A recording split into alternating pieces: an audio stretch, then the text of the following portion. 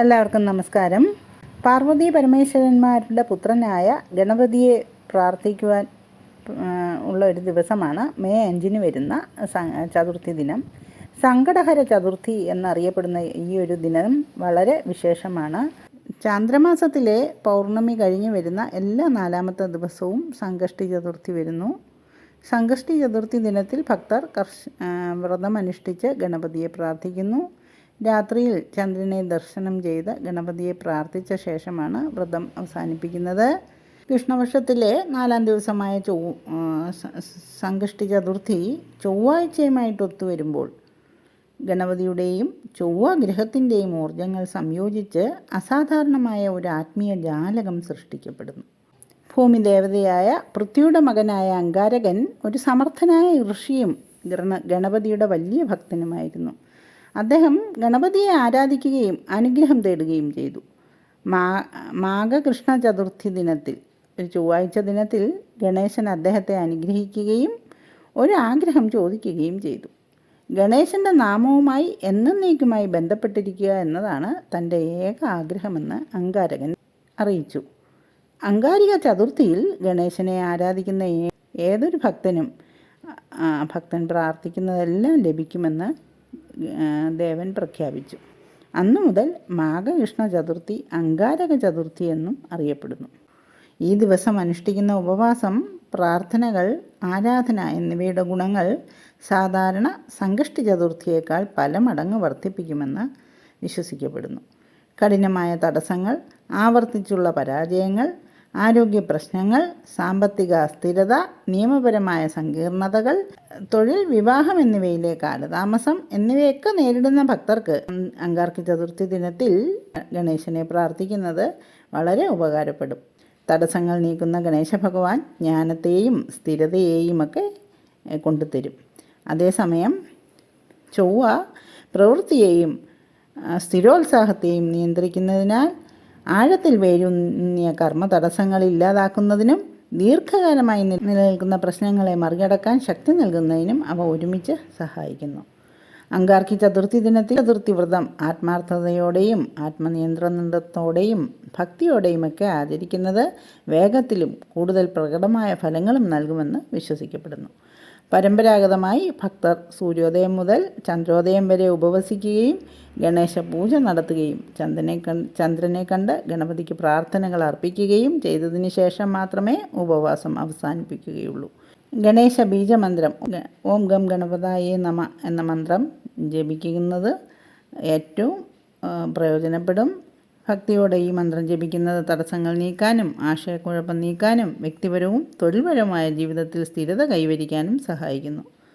സൂര്യാസ്തമയത്തിന് ശേഷമോ ചന്ദ്രോദയ സമയത്തോ ഈ മന്ത്രം 108 തവണ ജപിക്കുന്നത് ഗുണകരമാവും. വക്രതുണ്ട മഹാകായ സൂര്യകോടി സമപ്രഭ നിർവിഘ്നം കുരുമേ ദേവ സർവകാര്യേഷു സർവദ എന്ന മന്ത്രം സംകഷ്ടി ഗണേശ മന്ത്രം എന്നറിയപ്പെടുന്നു. ഇത് തടസ്സങ്ങളിൽ നിന്നും ബുദ്ധിമുട്ടുകളിൽ നിന്നുമൊക്കെ സംരക്ഷണം തേടുന്നതിന് ഉപയോഗപ്പെടുന്ന മന്ത്രമാണ്. പരമ്പരാഗതമായി ചൊല്ലുന്ന മന്ത്രമാണിത്.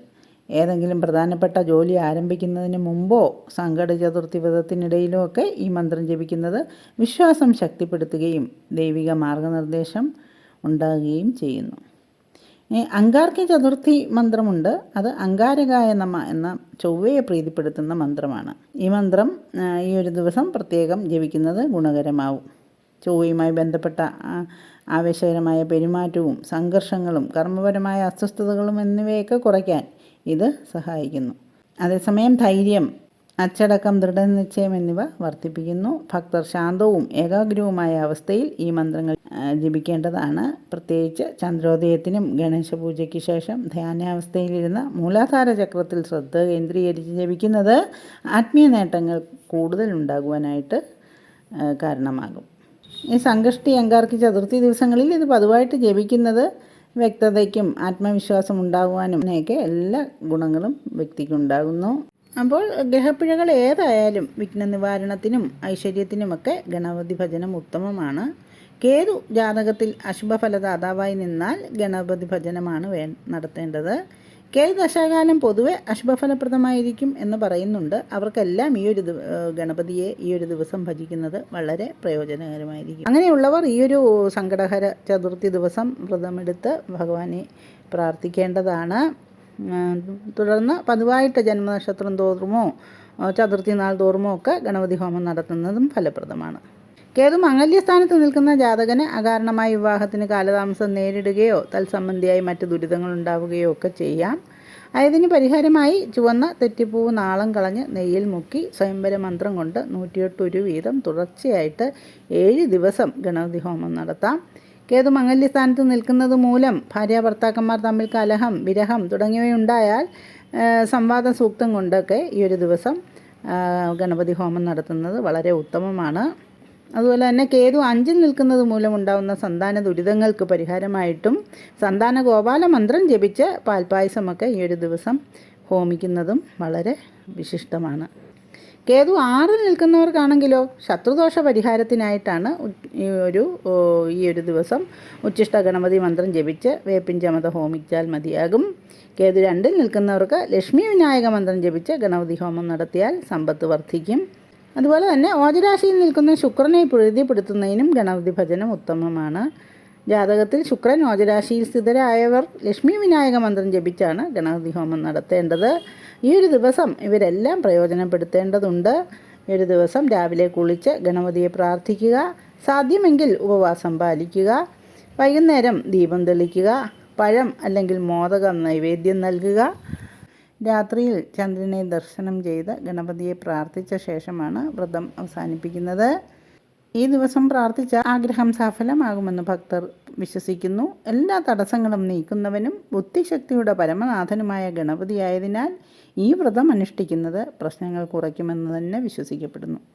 ചന്ദ്രപ്രകാശത്തിന് മുമ്പ് ഗണപതിയുടെ അനുഗ്രഹം തേടുന്നതിനായി ഗണപതി അഥർവ ശീർഷം ചൊല്ലുന്നത് വളരെ നന്നായിരിക്കും. വിഘ്നങ്ങൾ അകറ്റുവാനും അറിവിൻ്റെ ദേവനുമായ ഗണപതി ശിവൻ്റെ നെറ്റിത്തടത്തിൽ നിന്ന് ഉത്ഭവിച്ചു എന്ന് വരാഹപുരാണത്തിൽ പറയുന്നു.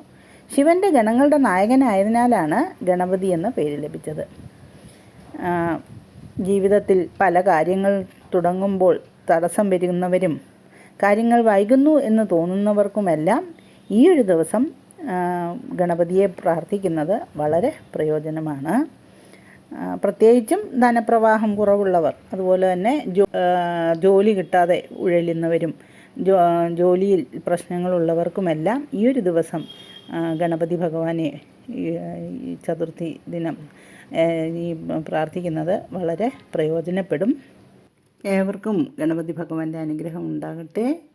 വീഡിയോ ഏവർക്കും പ്രയോജനപ്പെടുമെന്ന് വിശ്വസിക്കുന്നു. പ്രയോജനപ്പെടുകയാണെങ്കിൽ ലൈക്ക് ചെയ്യുകയും ഷെയർ ചെയ്യുകയും സബ്സ്ക്രൈബ് ചെയ്യുകയും ചെയ്യണേ. ജ്യോതിഷ സംബന്ധമായ നിങ്ങളുടെ സംശയങ്ങൾക്ക് എൻ്റെ വാട്സാപ്പിൽ ബന്ധപ്പെടാവുന്നതാണ്.